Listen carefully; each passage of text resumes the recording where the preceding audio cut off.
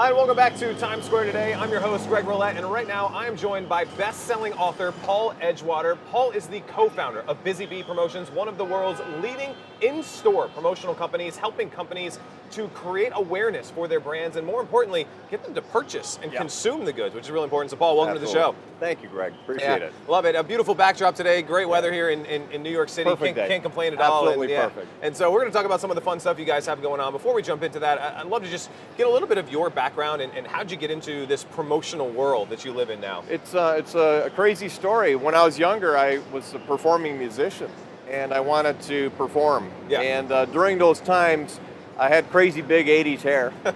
And the only way I could make money was telemarketing, because nobody could see how crazy my hair was. And I did that for a long time, and then decided, hey, I'm going to cut my hair off one day, and then started doing outside sales. Big step for me. Yeah, big step up, yeah. Big step up. And I did a lot of different industries, cars, advertising, just anything you could do to sell, and I got good at it. Yeah. At the same time as that progressed, I met some great people in the marketing worlds, and we put our talents together, and this is now fast forwarding into the 90s. So we started a promotional company. It's all business activity, sales, but it's nice to tie it into strong marketing, because when your marketing's strong, selling's a whole lot easier. Much easier. Yes, it is.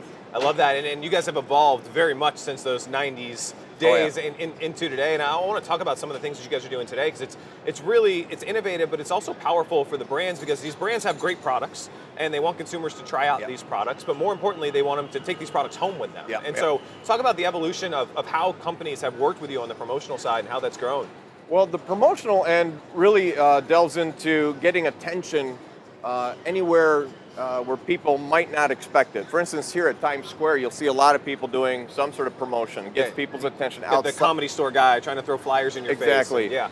They're close to the point of sale. They can bring the people in. Boom. When you go to like a car dealership, for instance, we've all test drove our cars before we bought them. Right. I don't know anybody who hasn't. But at a grocery store, you can't test drive everything.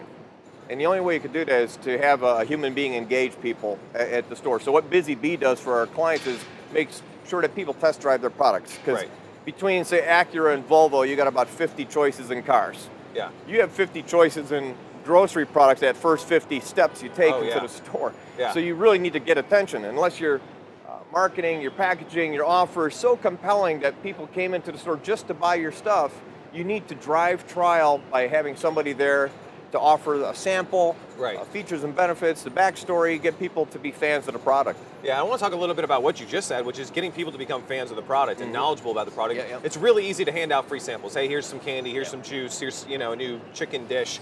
But how do you take that to the next level and actually now educate the consumer? How do you get enough people in the stores that are educated about the product to talk about it and then move them into that sale, which is really unique to what you guys do? Well, the riches are in the niches. James Malinchak likes to say that. And what we have niched ourselves into is the natural channel. The things you'd find at, say, Whole Foods or your stores that sell the organic, natural products. That consumer tends to be a lot more interested in the details. Right. Is it GMO-free certified? Is it organic? They want to know. Right, they have allergies or gluten and all those different pieces. Exactly. That's a receptive audience. So we have a little bit of an easier time based on the audience being receptive.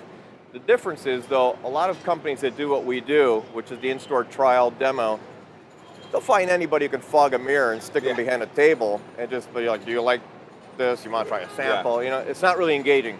So we take our sales and showmanship and engage that into that trial. So we engage people with staff that are very outgoing.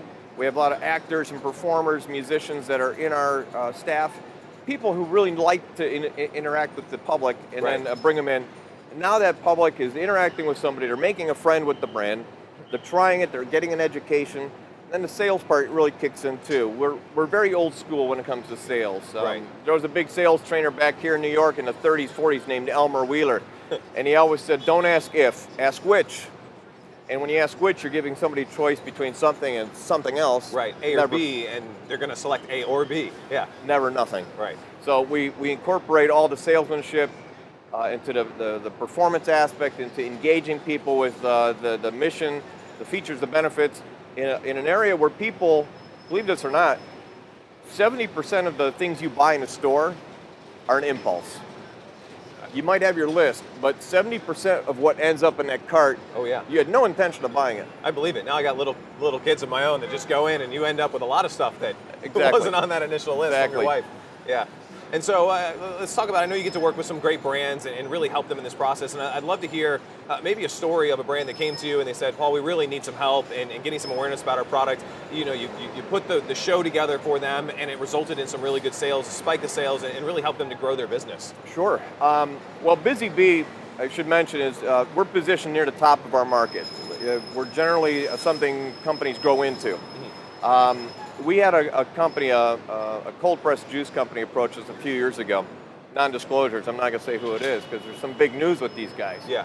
But they came to us initially. They couldn't afford us. They came back the following year. Our prices had gone up. They're like, "Oh, what are you doing to us? You're killing us." But we're like, "It's demand, supply and demand." Yeah. And we did a promotion for them that lasted 6 months. During that 6-month period, they were the #1 growing beverage company on the planet. Wow. Because we drove that many sales for them. I mean, we weren't the only part of that equation, but driving trial in store is huge. Yeah. They've just been bought out by a very large beverage company. Yeah. And we brought them to the dance. So we work with a lot of startups, but generally people who are ready to work with Busy Bee are at that point now where they're ready to make an investment in their growth. Yeah, really, really powerful strategies. And so looking back to you back in the 90s and working with brands then, I mean, what are some of the biggest lessons that you've learned that you might want to tell a brand as they're getting started out about how to create that awareness, how to create that exposure and get people excited about their business? I mean, what's some lessons that you've learned over the years? I'll talk about some specific examples for that. A lot of people, when they start a company, have their avatar consumer. Our consumer wears khaki pants, has a pocket, they think about who their consumer is, and that's useful to a point. The problem is if your avatar is too specific. We had a client that has unfortunately gone out of business, but I think it's because their target was so focused. Their target consumer was a female in her late 20s, early 30s, did yoga, liked Coldplay, had a dog under 30 pounds, and spent most of her time doing X, Y, Z. Right. And traditional marketing tells you to build these types of avatars. That's a part of the equation. Right. And then you look at companies like Coke. Do you think they care who's buying it? Right. They market to everybody. Right. There's a lot of people out there.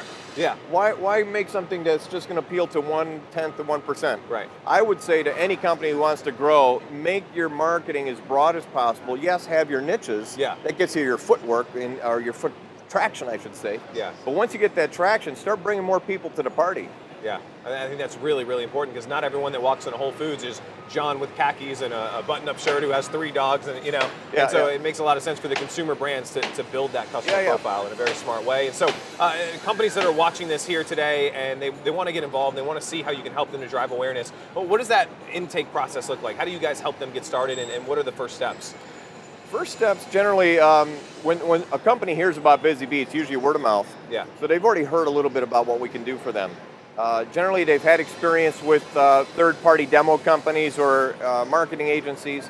So what we do is we bring them into our system. Our system's a whole lot more high-touch. Okay. Rotisserie chicken, remember that thing, set it and forget it? We're kind of the set it and forget it for our industry. People tell us, hey, I want to hit 50 stores in Northeast in July, second half of the month. Boom. Great. All you have to do is provide us the training materials. We train everybody. We get it done. We do the reporting. It's a whole lot more high touch. A lot of companies out there still expect their clients to call the stores, hey, is it okay if somebody comes and demos something for you? Right.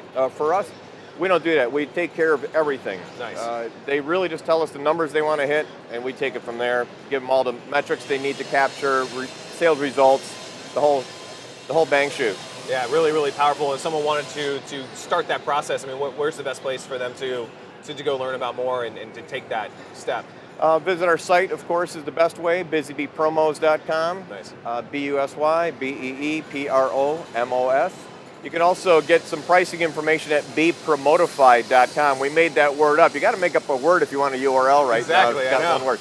So bepromotified, kind of a past tense thing. You get some pricing information.